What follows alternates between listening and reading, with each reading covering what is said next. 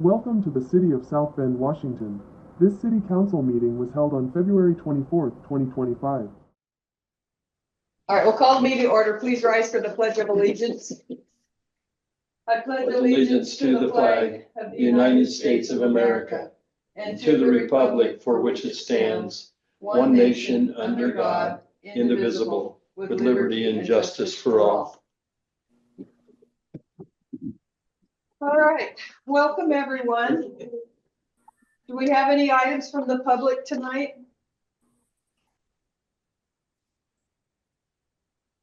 Does not appear that we do. I would entertain a motion to approve the agenda, the consent agenda, and the minutes from February 10th, 2025. So moved. Second. Is there any discussion? All in favor? Aye. Aye. Any opposed? Motion carries. Do we have any correspondence? No. No correspondence? Okay, so let's move on to department head reports. Police Chief Stegall. Actually, about 3 hours ago, we were made aware of a possible cougar attack on some livestock in city limits. Sounds like it may have killed 6 goats and took one. We've contacted Fish and Wildlife, and we are waiting on a conservation officer to respond now. So we're monitoring the situation. I've contacted the school because it was in proximity to the school down on that end of town.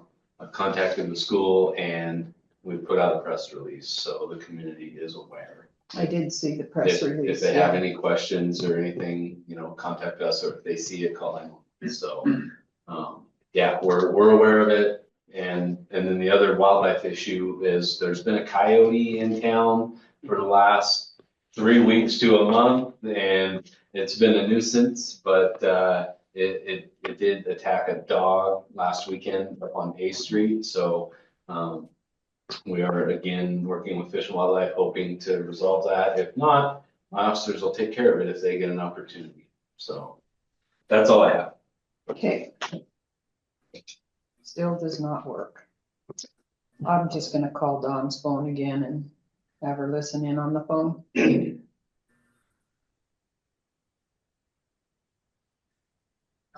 Hey, Dawn, this is Julie again. You want to hand the phone to Patricia and she can listen in on the phone. How's that? Okay, thanks. Take it the first time, but Julie. Okay, I'm here. Okay. Can you hear me good? Yes. Okay, I'm gonna pass the phone to Dennis because he talks quiet. We're to department head reports, so, I have nothing. That was a classic. About that, he has nothing. That was a classic. Do we have anything from the treasurer's office? No. Nothing? Okay, I've got just a couple things. I got a call this week from a Mr. John Anderson, and he is Governor Ferguson's representative, and he was just reaching out, letting us know who he was, and that if we had any issues or concerns, that he is the one that we would reach out to, that he is our representative for our area. So that was nice. I got a chance to visit with him a little bit. And then the other thing concerns housing.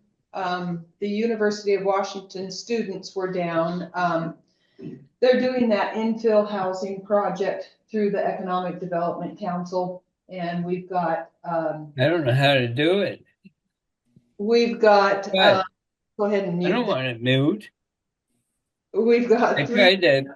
students that are assigned to the city of South Bend. And They they can't hear me. here today, going through the city and looking at our housing stock and buildable land and things like that. So when it's all said and done, they'll give a report on what they think we could do, should do, as far as maybe code adjustments or things to make it easier for housing to be built. And then also today I had a phone call from a John Demboski with Housing and Urban Development. And the mayors, 3 of the 4 mayors, the mayor of Ilwaco wasn't there, but we were, as well as, Kelly Rupp and, Sue Yerkew from the EDC were on the call with him. And he just kind of outlined a few things that, HUD would maybe be able to do to help us with housing area as well. And one of the things that looked interesting was that USDA Rural Development has home repair grants for low-income households. So there may be some folks that might qualify for that, and that was the first that we had heard of that. So that was kind of interesting. Yeah, I do too.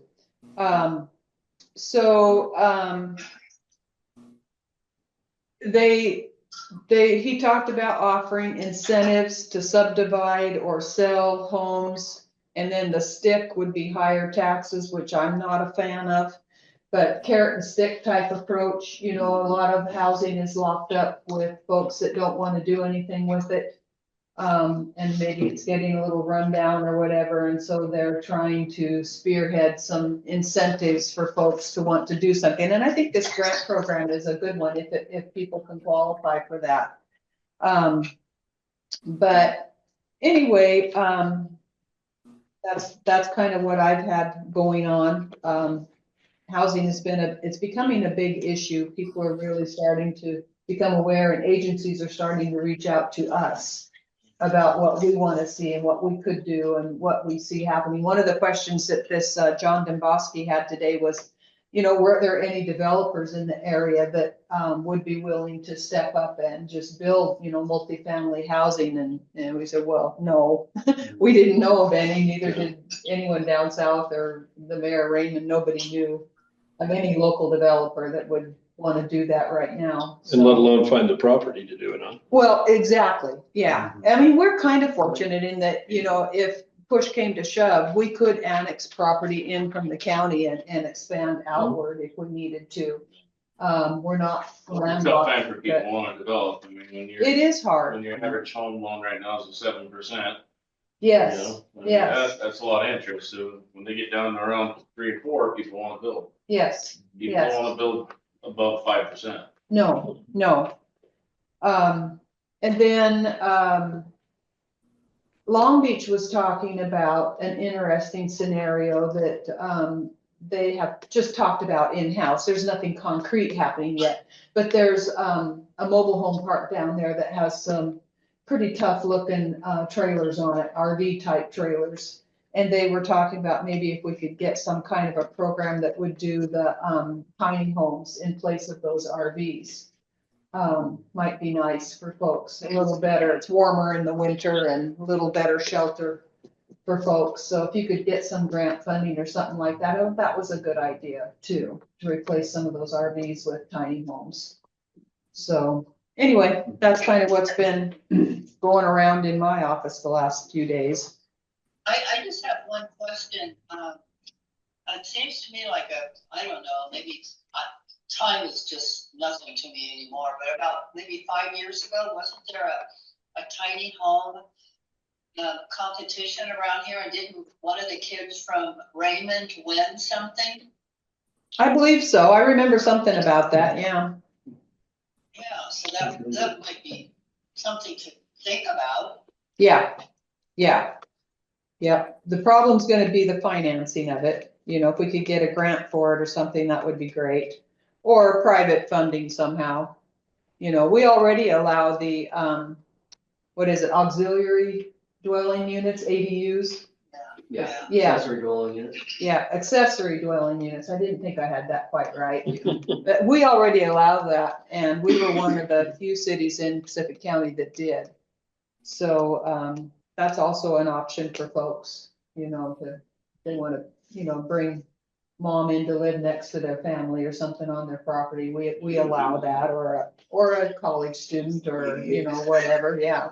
So, okay, that's everything on my report. So, we didn't really have any current agenda items, so there wouldn't be any public comments regarding those, other than if you wanted to comment on the minutes.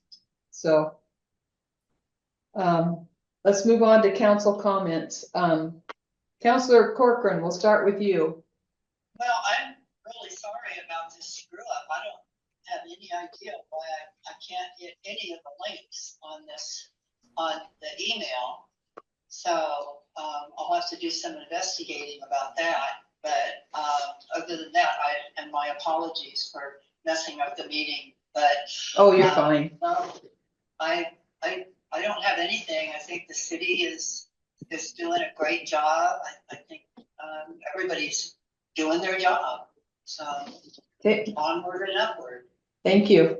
Counselor Davis. Yeah, I'd like to address the chief. I'm wondering if you can put out a statement to the community about South Bend's policy on ICE. Yeah, I can put something out. I can tell you it's going to echo the sheriff's office statement that the sheriff had put out. I read that last week or 2 weeks ago, and I believe that we're gonna be pretty much in line with that. I felt like he did a good job of explaining his stance on it, and I feel the same way in the city of South Bend. So I'll put something out.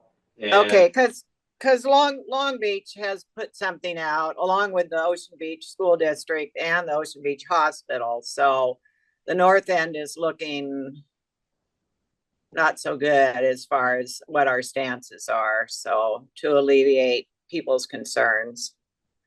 yeah, and like I mean, I go back to what I've always said.